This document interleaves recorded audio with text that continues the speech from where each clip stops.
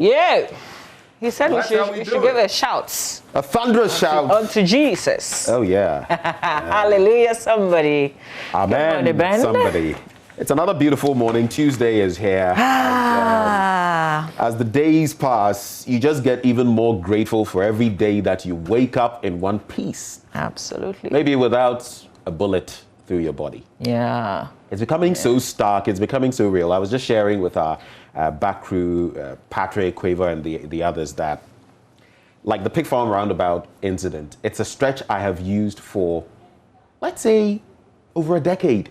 You know, if not decades. Like, I have circulated in different parts of Accra, and it's familiar with me. You know, interestingly, the CID headquarters area, the Pig Farm roundabout area, very familiar to me. So when you hear of these things that you've not heard of in donkey years, it hits you like, hey, that could have been me around that stretch. That could have been, and Mama V is just getting very, very scary. It is very scary. It is scary. You know, the last thing you say to your loved one is, shall it be, try and keep safe. Like, you never know where anything could happen to you, and that's not what we need, really. Like, you come about, and that's it. You can't be safe. I mean, look at the neighborhood where this incident happened yesterday. This is not like a highway. This is not, you know, these are people who woke up yesterday trying to do their petty jobs so that they can feed the family. Yeah. I mean, and this just happened. So unexpected. But you know, you just use that word and it leaps out to me. You know why? Look at that stretch. And I'm not going to play the blame game here. I mean, it never resolves any problems. But the stretch on which this thing happened, why should a bullion van be passing there anyway? I mean, look critically at the stretch. It is packed. The road itself is not good. I mean, you would want expressways. I understand that our roads are not the best, in the best of shape, but this is a crammed spot. And for a van going through that route, you should expect that such crowding would slow you down. And it's unfortunate what happened. But I'll also quickly highlight, you know, something I was just bringing up right before we get into the papers, because we're going to be highlighting this situation in the first place. These vans that we use and call them bullion, what's so bullion about them? What's so... Elsewhere, they are called ACTCs for a reason. Armored Cash Transit Cars. Our vehicles are not armored in any way. And so, not by a long stretch of imagination, I can understand why the Ghana Police Service in that release is a bit upset, and it's saying, it's giving the ultimatum to these banks and financial institutions. You either get armored vehicles or we withdraw within a space of weeks. We withdraw our personnel because the police officers are dying. Mind you, according to the UN standard, it should be 1 policeman to 500 citizens. We have 1 to 1,200, and that's even for a population of 30 million, not the 31 plus that we are around. And the census isn't even done to tell us what the extant figures are. So when you put everything together, you see that there is sloppiness somewhere. And if we don't address them, these robbers didn't just wake up overnight and do this. This looks very planned, very orchestrated, which also tells me it could be, I'm only surmising here, that this van or some vans have been using that route, and that's why they were targeted. Yeah, this very unfortunate incident is bringing very important angles to a conversation that perhaps should have been had a very long time ago. But let's look at what's in the papers. We'll come back to this very subject and tell you the very latest in the course of our programming. Today, I've got the Daily Graphic newspaper, the Daily Guide, I'll do the Daily Statesman, and the Finder newspaper. Ben, what have you got? I've got the Ghanaian Times, the Daily Dispatch, and I'll do the 2 financial papers, BNFT and Economy Times. It's a very rare picture on the front page of the Daily Graphic newspaper. I have to keep reading to be sure if this is really from the Odor. It's a clear portion of the Odor that I have never seen in my long life in Ghana. But it says that this is actually from a visit from the Daily Graphic newspaper on Sunday, where they realized that there's a war being erected, exactly, to ward off encroachers and scrap dealers, because for a very long time, and you'd see it when we put the front page of the Daily Graphic newspaper on the screen for you to appreciate, is a place that is known. We're used to seeing scrap dealers do their thing there. So now that I see a cleared portion of this space, I can't even see it. And I'm sure you'll be wondering, are they really sure? Maybe when you're passing by, open your eyes and also check if this is true. So they are raising the wall so that those scrap dealers cannot go to the place. I hope that we'll put a gate actually there and the wall will be tall enough and we'll put a padlock on it. I was just going to suggest, so why can't we just plant trees? But then again, that's actually a beautiful idea on the back of, greening Ghana. Yeah, we could plant a lot of and it would prevent people from going here. Beautiful or you could transform them into something beneficial. But I'll just sneak in this bit. Joy News gets results.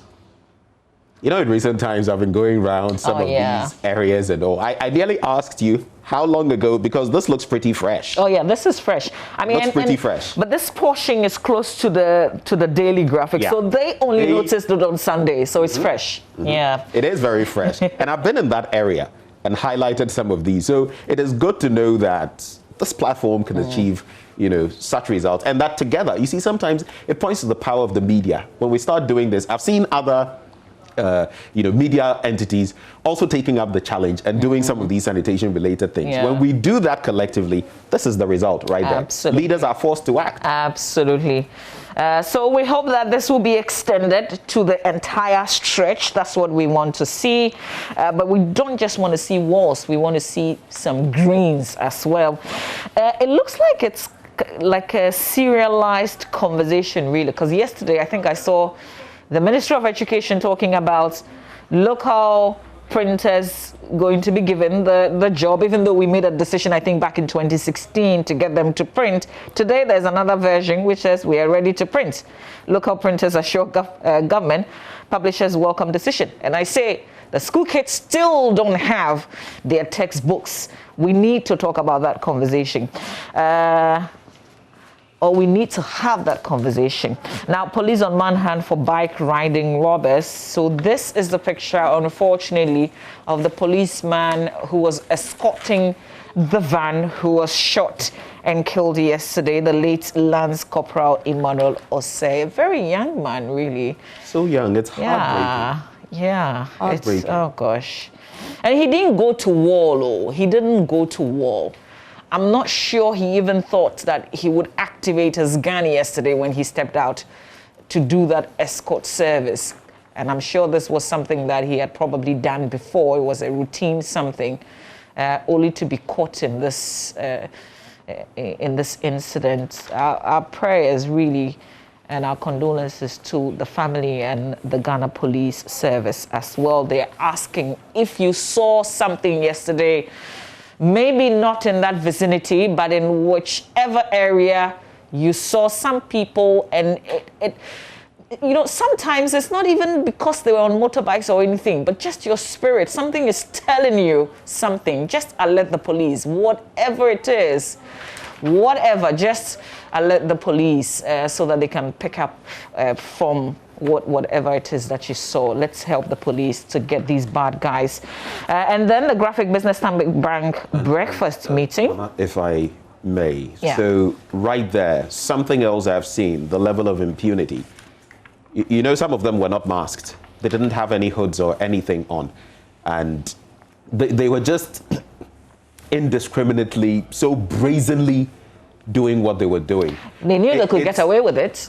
You see, that's the problem. Because if you go back to the CID headquarters the one that happened around the CID headquarters, apparently in fleeing or leaving the scene, they came and passed from the footage in front of the CID headquarters. So I'm asking myself, what impunity? So do we still have cameras that are not functioning? Because you remember when Latif's incident happened, which was right there in the compound of the police headquarters. The cameras apparently either wasn't working or either that day or maybe it's never been working. So I'm wondering if they've got cameras in front of that stretch at least that captured something. But now I have my doubts. Yeah. And they did this in broad daylight. Like, you know, when you hear that thing, yesterday when the news first came, I said, no. I mean, this can't be true. It's not true. Maybe somebody is doing something. And I know that like a lot of us were trying to run around to verify if this was really true. It sounded like something that would not happen. Not at that time. Yeah. This is how far we have come now. This is what we're dealing with. We need to really begin to resolve some of these issues. We can't be talking about street lights. We can't be talking about cameras. You know, sometimes, especially when we're in the digitalization world, we need to let those technical equipment also do some of the work for us. So we would probably be talking, the camera, so you kind of appreciate the environment, okay? And then you say, let's try the camera that captures from this place to this place, like we see in the series that we watch. Forget those series. When you go to other parts of the world, sometimes even not so sophisticated, they are able to track criminals because, look at the ones around the pig farm roundabout. They didn't just arrive at the pig farm roundabout. They went through different stretches, they went through different intersections, and they got there. Are we saying no camera was able to pick them up? At least I know heading from the main 37 roundabout where you have the Trotro station behind you, leading to the Kawokudi area. I think that area has some of these CCTV cameras, regardless of where they were coming from, whether from the Kawokudi end and then turning left towards Accra Girls or whatever, or whether it was the other end. I mean, what exactly is going on? It's just sometimes you just can't. Yeah. Let me use low winds. You can't think far. You know, madness. One of my favorite series all time. It really doesn't matter the time I will watch is FBI, and I think they have FBI Most Wanted and FBI. And the techniques that they use, because these series are from what they see in real life. Okay, I'm not talking FBI here. Also want a conversation with Ghana police. You know, they've been picking a lot of, when things happen, the forensic team goes there and they pick a lot of samples. It would be good to have a conversation with them so that citizens can learn what it is that they collect, so that when things happen, we don't go there and mess things up for them. You get what I mean? You know something? But what kind of, do we have a like up-to-date database of fingerprints and things like that? What do we match what we collect? I'm just wondering what we match what we collect on the field with. You get what I mean? Again, maybe I've been watching a lot of FBI. And apart from fingerprints, in other jurisdictions, again, you have, you know, your dental structure. It's unique. And they use that as well. They use so many things so that even for someone who may have got burnt, charred, and you can't find prints and all of that, they can use your dental structure, they can use so many things. And these are systems that we can start with children, or at least with those who are now coming, if we aren't a part of that database. As you're registering people right from birth and all of that, and as they grow, I think these are some of the bits and pieces we can take so that we can identify people. Like maybe they have all of the things that you're talking about. So yeah, we should talk to them so that citizens, can be also very confident that they have some of these modern techniques that we only think we see on television or what happens elsewhere. But I can guarantee there's a lot of sloppiness. A few days ago I was engaging the family of the Chega family, the one where Priscilla, the 22-year-old passed. And I'm just going to say this, the body, there was foam at the mouth which might, reveal that there was some foul play even before she was stabbed. But my focus is the point that the knife was in her body. This person, the body was taken to the morgue. And it was only then that the father saw that the knife was out on the floor. People had already touched this knife, whatever, and so what, the body was not inspected. Is it that the body wasn't inspected, so they didn't discover there was a knife? So the police came, but somehow the body ended, and some of the pathologists and others said it was good that the knife was still in there. But whatever the case may be, if the knife was going to be taken, I feel it should have been taken by the Ghana police or the whoever was investigating, so that it would be preserved properly, handled properly and preserved as evidence. Wait, so it was the body was picked and knife left. Oh, the mortuary man discovered that there was a knife. Yes, so when the by body the time got to the father got there, it was at the mortuary that this knife was, and it was on the floor. Oh. And it appeared a number of people had, yes. Oh, okay. Okay. Well, it comes back to what I was expecting. That's exactly what I'm saying. Evidence gathering. So this one, even if that were, you know, in criminal cases, you must prove beyond reasonable doubt, because when you're convicted of murder, I mean, in murder cases, when you're convicted of murder, it's a serious offense and it comes with a hefty, you know, sentence and all of that. What if that would have been the key evidence to nail whoever did this? That evidence has been compromised. So the methods they use. Well, maybe there will be a lot to learn from today's Graphic Business Stomach Bank breakfast meeting, because it is on digitalization. And the minister, Esla Owusu-Ekofo, is expected to be there. Also, Professor Godfred Bokping, economist and professor of finance, University of Ghana. There's Mr. Alex Bram, CEO of Haptel. Mr. Richard Otri Fosu, Director General, NITA. They'll be at this breakfast meeting, which will be live here on Joy News. Part of the AM show, really, is the breakfast meeting. So let's check out what's in the center spread. Touch not media freedom, please. This is a feature that you can read about. It's by Nana Kweku Kumi. It covers the entire center spread. No, not the entire, a portion of it. The other half is accommodating is watchword for monetary policy in 2021 by Grace Isaac. On the back page of the graphic, this is actually a senior specialist at the Komfanochi Teaching Hospital who's described the death of a 14-year-old final year student of Miracle Educational Academy Junior High School in Sunyai as unnatural. Again, this is one of those incidents with a lot of stories around it, but the death of a 14-year-old. What we were told was that she had allegedly killed herself by hanging, but there is a pathologist at the Komfanochi Teaching Hospital who's making some revelations saying that her death was unnatural. Letitia Pinaman is her name. The pathologist, Dr. Ernest Jay, said Letitia died as a result of suffocation through hanging and therefore unnaturally.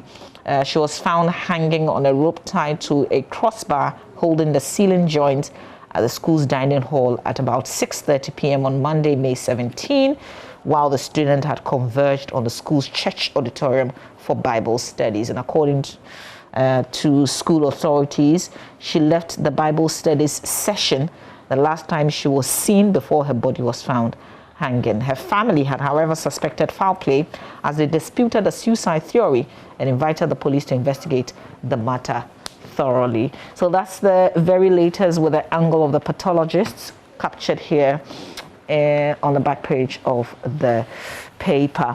And then academic work at the technical universities were disrupted yesterday when members of the Technical University Teachers Association of Ghana embarked on a sit-down strike to press home their demand for improved conditions of service. The fate of academic work now hinges on a meeting in Accra today between TUTAG and the Fair Wages and Salaries Commission to discuss the conditions of service of TUTAG members. Yesterday, PM Express was discussing the fact that we've seen so many of these labor unrest, like in a very short space of time. Who was it that was saying recently that it's normal? It's normal to expect.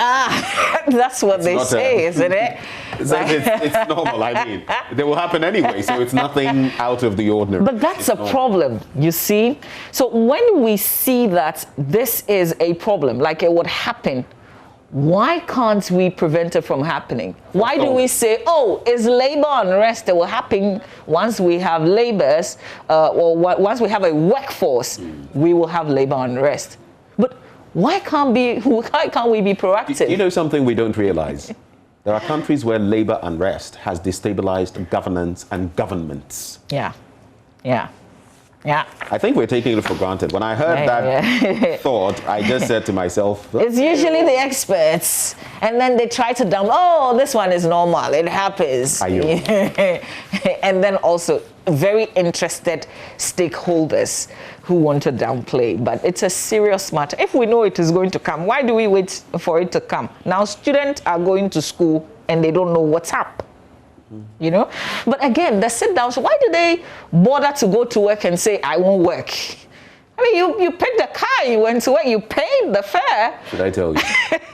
For shaking I mean, if National Labour Commission says that because you didn't work, you should not be paid, it will not matter that you actually took money to pay for it, or you bought fuel in your vehicle and drove to work. The point is you decided not to work. It really doesn't matter if you're physically there or not. Asemo. You're made a day. Yo. But, you know, the young girls issue still, it sticks in the craw, right? Letitia's issue, right? Yeah. It's you know, as you were reading it, it actually reminded me of that song. I don't know whether it's Adwa Pinaman or Abena Pinamani. You remember that song? It's a bit, and that's her name, actually. It's sad. But you see, the family suspected that there was some foul play. So from what we are seeing today on the back page of the Daily Graphic, there might be more to this. But quickly with the Ghanaian Times newspaper, there's a picture there of the late Emmanuel Osei and the bullion van in which the policeman was murdered.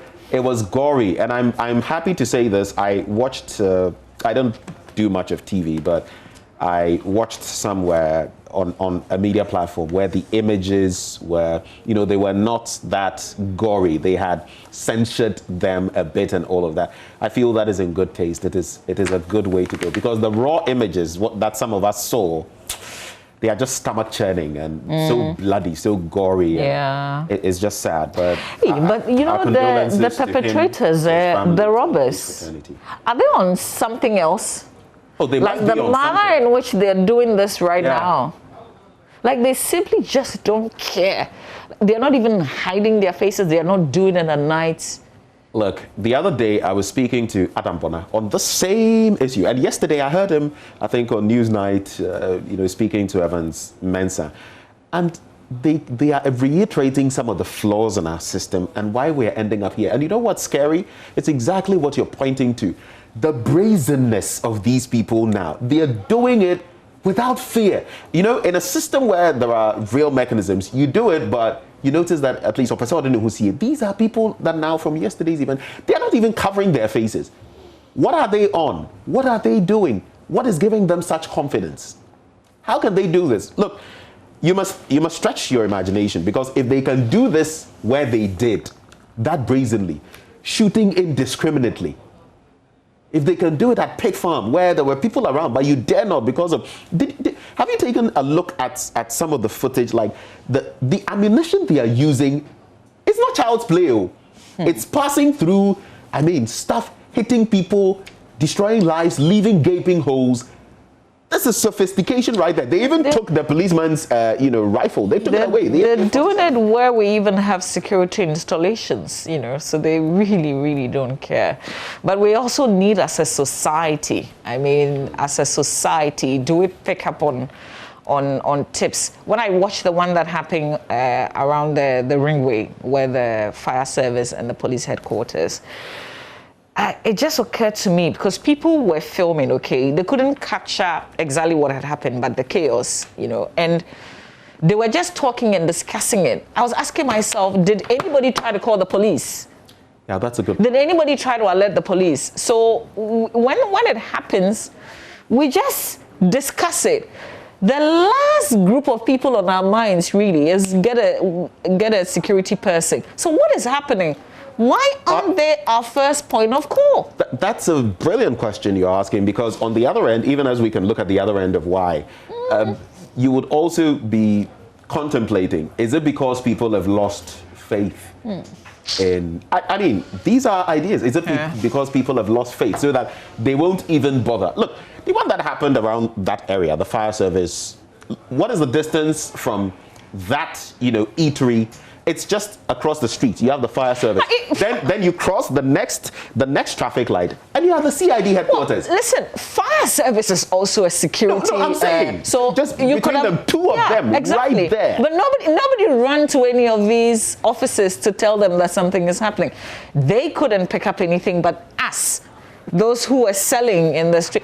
Yeah, Semo. But listen, guys, we have to change. We have to begin to change our mindset and work on ourselves. Otherwise, we'll be recording a lot of these incidents. And these people, they live in our communities. They may not. This thing happened in Jamestown. For all you know, they live in some far away, still in Accra, but way out of Jamestown. So they would return to the communities. We will see them this morning. So that's why we need to share the information. When you see something unusual, somebody looks suspicious. I mean, the guy doesn't go to work. The lady doesn't go to work. But they are showing off so much. How are they able to live the way they do? And they're always going out at certain odd times and returning with goodies. Please alert the police. We need to help resolve this issue from all angles. One thing we're terrible at as a people, and that is why a lot of people are in Ghana with unexplained wealth. The system from the top, from the taxation system, right down to the ordinary citizen who sees anything in his community, and not saying anything. And part of why that is also so rife, because even, look at how many times have we not heard people give tip-offs to our security agencies. I don't want to single out one. Tip-offs to them. Next thing you know, your name, your details have been given, and these people have been bailed or something, and they are looking for you. Yeah. They are out for your blood. So you see, there are so many dynamics to this discussion we are having, and it is terrible. But I am also saying one thing that goes back to the point you're making. We don't look enough.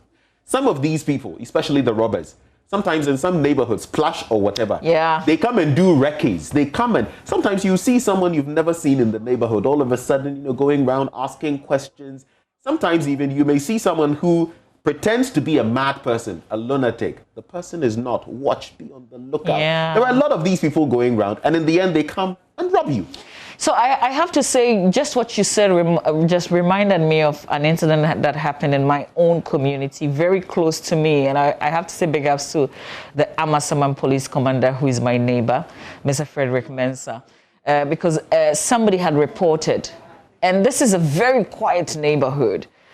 So the group of guys were keeping somebody else without his will. So false imprisonment. Exactly. And he had been there, I think, for a day or something. But somebody was just walking around and heard something. The guy was trying to resist and alerted the police commander, because the police commander is a neighbor, just one house, two houses away from me. And there's also a military officer behind me. So they all suddenly just came together, just ordinary, And then he called his men to come and see what is happening. So they grabbed all the people in the house. They were foreigners, actually. And so it became an immigration issue. I mean, there were all sort of stories told. This guy said he came from some other... the person being held with foreigners. Came from a different country. His passport had been seized and stuff like that. He came because they had promised him a job. I mean, it's a whole story. But this is something that is real, that happens if we only look around and listen a little more, Don't just say, something that's happening opposite you or behind you, you will be shocked and surprised. Once it's happening in the neighborhood, it affects you as well, because you have your entire family there. All we are saying is, when you see something, you suspect something, please alert the police. I think we will come back after sport and deal with this issue. Ears on the ground and your eyes peeled. But let me just quickly go through the Ghanaian Times newspaper. So that story there of the armed robbery attempt. TUTAG down tools, public urge to donate blood to bridge demand-supply gap, and police hospital cries for help. I'll just quickly take a look at some of those stories. But before I get to those Ghanaian ones, the other ones, High Court adjourns hashtag Fix the Country protest case to June the 21st. I think it was the 14th we were looking at initially. And now the Accra High Court yesterday adjourned to June the 21st, the case in which the Ghana Police Service is seeking to stop the planned Fix the Country protest in Accra. So this was yesterday, which was actually the day when this should have happened. The Supreme Court earlier last week quashed an order of the High Court barring the protest, and now lawyers for conveners of the Fix the Country campaign were expected to file their affidavit in opposition, but failed to do so on time. When the case was called, one of the lawyers, Tata Koshi, apologized for their inability to file the affidavit on time, explaining that they could not have, quote, consensus with all the respondents. So the new date to take stock of, June the 21st. Remember Kenneth Kaunda? Okay, so Zambia's founding father and former president has been admitted to hospital, his office said Monday. In a terse statement, it said Kaunda, 97, had been unwell and was admitted to Mainasoko Medical Center, a military hospital in the capital, Lusaka. It gave no further details. He ruled Zambia for 27. Yeah, 97. He's lived very long and well. Yeah. He was nicknamed Africa's Gandhi. Anyway, and then we wish him well. We wish him well. This is a story, and this is a picture, Mama, that we've seen before. Remember this man? Head of world's largest family dies in India. I don't know whether it was last year or early this year. This very picture was used, and I think it was the Ghanaian Times newspaper. Is it the man who was marrying so many and giving birth to plenty? Yes. I'm glad you remember. 76-year-old, believed to be head of the world's largest family. He has died in India's Mizoram state. He had, dying on Sunday, he had left behind 38 wives, 89 children, and 36 grandchildren. This is India, eh? Yes. Okay, there's this. I know that. I remember sharing this African story of somebody in either Southern Africa. I think South Africa, wasn't it? Yeah, South Africa, I think. Who is determined to do a number, like 100 women, like he set himself a certain record of 100 women. That was this year. I think it was months back. Yeah, this was I recall that one. Hey! It's, you know, but you see, we all have our goals. Some Obi percent on Jessica, Obi percent. But you can't. Someone else wants to have. He wants to be head of the world's largest family, and he is. He achieved that. Yeah, but if you have so many and you can't take care of them, then we will have a problem with you as a society. Because you can't achieve your goals and leave the people, the innocent people. They didn't tell you they wanted to come and suffer. If you can't take care of them, then we'll have big issues with you. Yeah. We have such. Who is watching that? What are we doing? It's not like in our society. Those ended up on the streets and the rest. What are we doing about that? I was just going to say, is that a police responsibility? Never solve a problem. No. Yeah, we do the to but I mean, it's happening. Sure. It's happening. We're not doing anything. It is your record to have 10 children. And then who takes care of the 10 children? Like, you want me to come and suffer? But you know what happens when parents fail or parents don't even exist? It reverts to the state. The state must take care of it. Yeah, how well does the state do that kind of job? Page 16 of the paper, I'll just wrap up with those middle pages and maybe look at some sports on the back page. Public urged to donate blood to bridge demand-supply gap. And Mama, I'll keep going back to this story because it's becoming a serious problem. Ghana yesterday joined the rest of the world to mark World Blood Donor Day with a call on eligible blood donors to donate blood to bridge the country's present demand-supply gap. Marked on June 14 every year, the day is to raise awareness globally. And Chief Executive Officer of the National Blood Service, Dr. Justina Ansah, in a remark at a brief event to celebrate the day, noted how young people had been at the forefront of voluntary blood donation over the years globally. But this is her call, and I'm going to reiterate. I therefore wish to call on all persons who are eligible to donate blood, that is 17 to 60 years, to heed the humanitarian call to donate blood regularly to save lives and encourage friends and relatives to do same.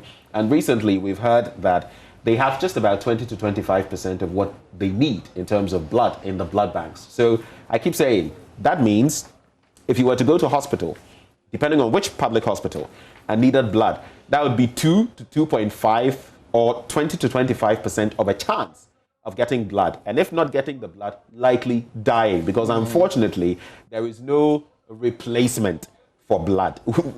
We've not got to that point, and I doubt humanity will get to that point. I mean, God is omnipotent, where we'd be able to manufacture blood or something of the sort. It is what it is.